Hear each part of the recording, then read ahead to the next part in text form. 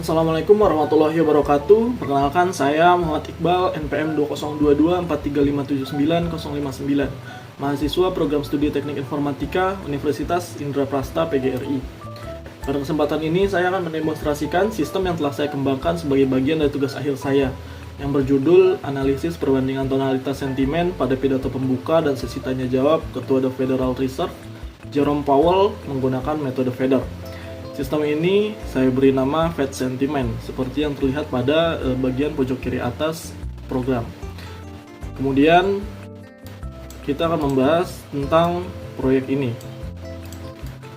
Secara singkat, penelitian ini berangkat dari fakta bahwa setiap konferensi pers FOMC terdiri dari dua jenis komunikasi yang berbeda karakter. Pidato pembuka yang teksnya disiapkan secara kolektif dan formal, serta sesi tanya jawab yang sifatnya spontan dan reaktif terhadap pertanyaan wartawan.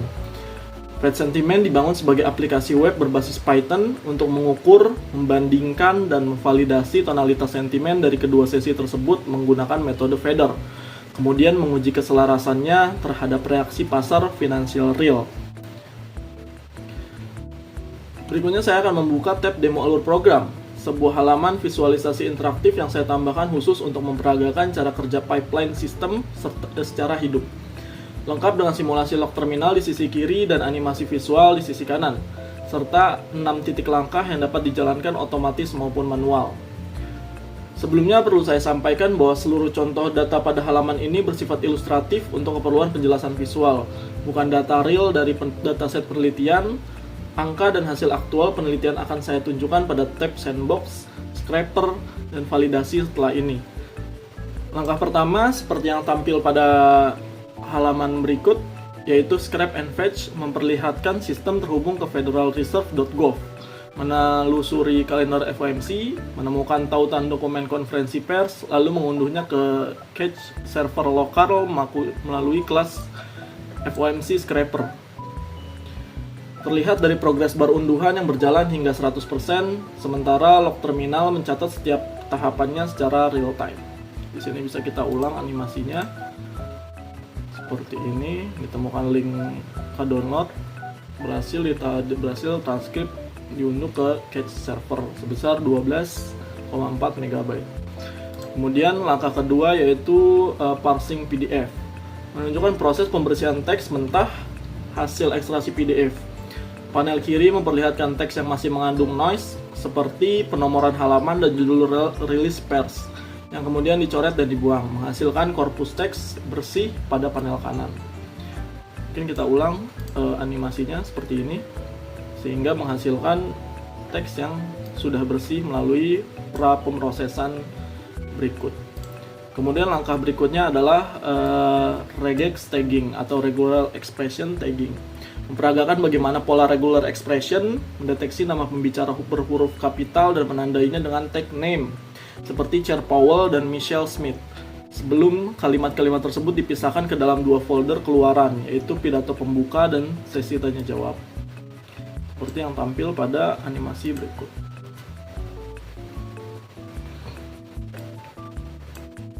Ya, kemudian langkah berikutnya adalah Feder NLP, menampilkan simulasi pemindaian kalimat satu persatu oleh kelas FOMC Sentiment Analyzer. Kata-kata bermuatan dovish ditandai hijau dan kata-kata bermuatan hawkish ditandai merah, disertai skor compound yang muncul mengambang di tiap kalimat. Sesuai rumus normalisasi Feder, C sama dengan X dibagi akar dari X kuadrat ditambah alpha, dengan alpha bernilai 15. Di sini pada animasi ini bisa kita lihat bahwa di sini langsung menunjukkan mana yang dovish, mana yang hawkish. Di sini commit merupakan dovish dan inflation ditandai dengan hawkish atau negatif. Kemudian langkah kelima yaitu event study, memperagakan simulasi validasi pasar oleh kelas market data feature. Pengguna dapat memilih skenario dovish atau hawkish, dan sistem menampilkan reaksi 3 instrumen pasar, yaitu S&P 500, yield obligasi 10 tahun, dan indeks DXY atau dollar index, beserta status keselarasan arah antara stance atau pendidaan model NLP dengan reaksi pasar real.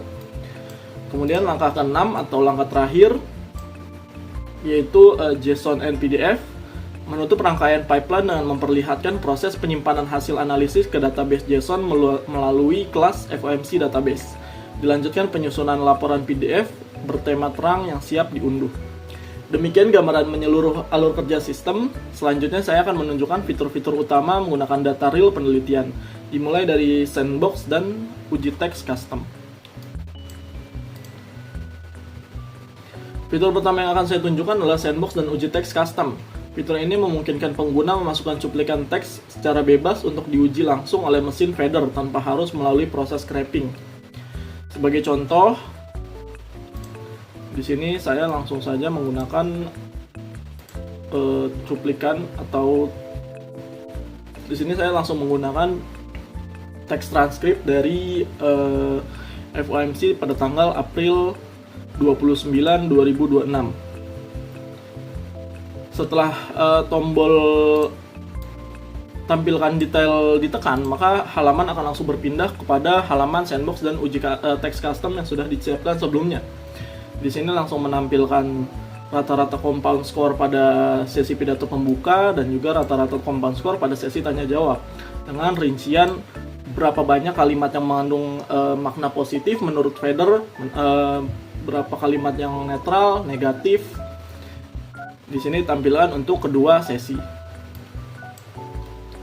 Kemudian di bawahnya panel visualisasi menampilkan lintasan sentimen per kalimat lengkap dengan garis moving average. Word cloud, ada word cloud-nya juga.